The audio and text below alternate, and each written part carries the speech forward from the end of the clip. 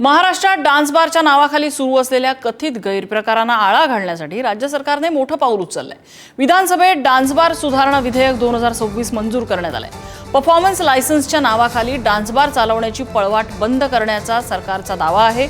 या विधेयकामुळे परवाना प्रक्रिया अधिक कठोर होणार असून नियमभंग करणाऱ्या बारवरती कारवाई करण्याचा मार्ग यामुळे मोकळा होणार आहे। हे विधेयक काय आहे आपण त्यावरती नजर टाकूया। पोलीस आणि परवाना प्राधिकरणांना अधिक स्पष्ट अधिकार देऊन नियमभंगावरती तात्काळ कारवाई करता येईल।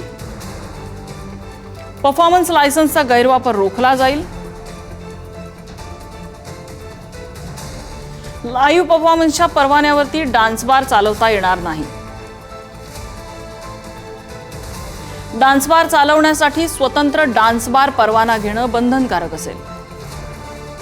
कायद्याचं वारंवार उल्लंघन करणाऱ्या बारवर कडक कारवाई करण्याची तरतूद करण्यात आलेली आहे। लायसन्स कायमस्वरूपी रद्द करण्याचाही अधिकार सरकारला मिळणार आहे। परफॉर्मन्स लायसन्स आणि डान्स बार परवान्यामध्ये स्पष्ट फरक असेल। नियमभंगावर त्वरित कारवाई केली जाईल। परवाना निलंबित किंवा रद्द करण्याची प्रक्रिया सुद्धा असेल।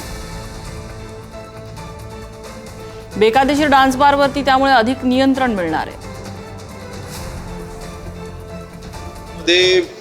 याही अगोदर माझी भूमिका मी स्पष्ट केली होती की या बाबतीमध्ये कडक भूमिका आमच्या शासनाची आहे। माननीय मुख्यमंत्री महोदयांनी अनेक वेळेला हाऊसमध्ये देखील सांगितलं होतं की आपण तिथले स्थानिक पी आय असतात आपण त्यांना जबाबदार धरतो आणि त्यांच्यावरती देखील आपण कारवाई करतो, परंतु अंमलबजावणी होताना दिसत नव्हती।